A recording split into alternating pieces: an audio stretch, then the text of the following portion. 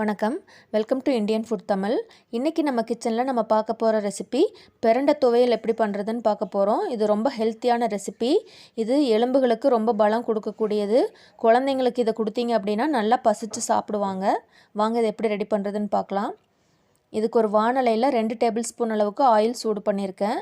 அதில் க்ளீன் பண்ணி வச்சுருக்கிற பிரண்டையை ஆட் பண்ணிக்கலாம்.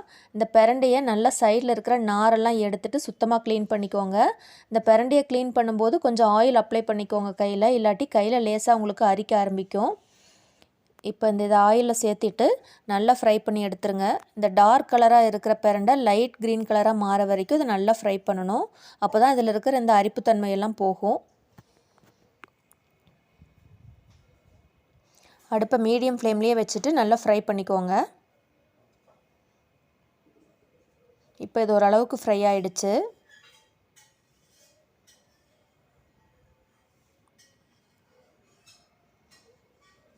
இப்போ பாருங்கள், இது நல்லா லைட் க்ரீன் கலர் ஆகிருச்சு.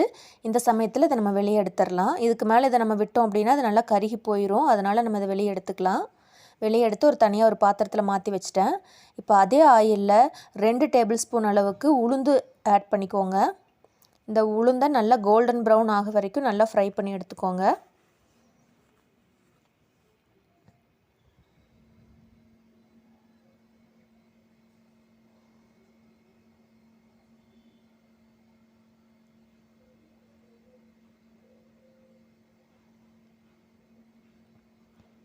உளுந்தோட கலர் நல்லா மாறிடுச்சு, நல்லா கோல்டன் ப்ரௌனுக்கு வந்துருச்சு. இப்போ நம்ம தனியாக அதை எடுத்துடலாம். அந்த தனியாக எடுத்து வச்சுருக்கிற பிரண்டையோடையே இதையும் ஆட் பண்ணிடுங்க. இப்போ அதே ஆயிலில் ஒரு 10 அல்லது 12 சின்ன வெங்காயமும் ஒரு 4 பல் அளவுக்கு பூண்டு எடுத்து தனியாக உரித்து வச்சுருக்கேன். அதையும் உள்ளே ஆட் பண்ணிக்கலாம்.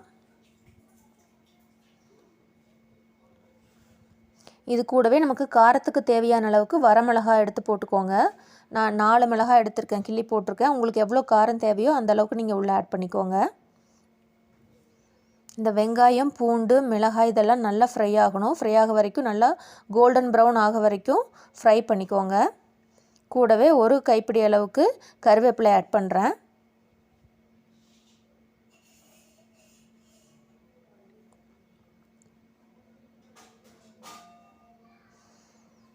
இப்போ இதெல்லாம் நல்லா ஃப்ரை ஆயிடுச்சு. இந்த ஸ்டேஜில் ஒரு சின்ன லெமன் சைஸ் அளவுக்கு புளி உள்ளே ஆட் பண்ணிக்கலாம்.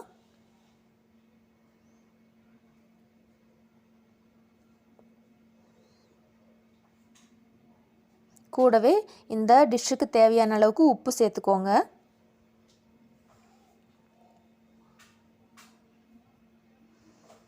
இது எல்லாத்தையும் நல்லா ஒன்றா மிக்ஸ் பண்ணிடலாம்.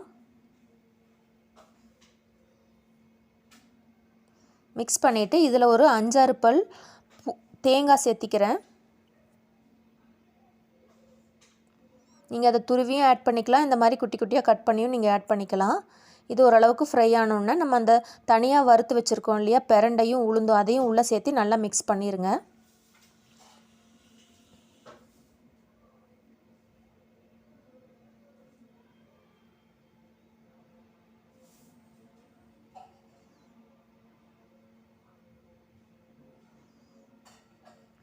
அவ்வளோதான். இதை தனியாக எடுத்து நல்லா ஆற வச்சிடலாம்.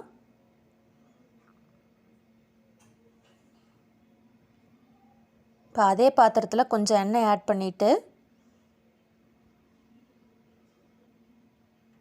அதில் 1 டீஸ்பூன் அளவுக்கு கடுகு சேர்த்துக்கிறேன்.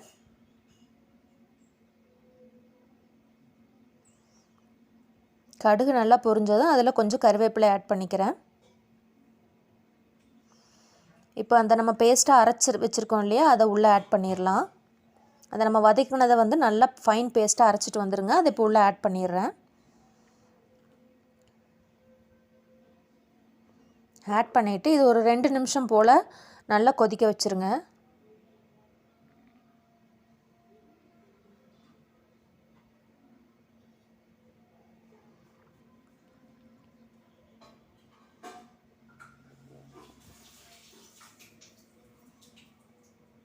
அவ்வளோதான். இந்த ஸ்டேஜில் நம்ம இதை வெளியே எடுத்துடலாம்.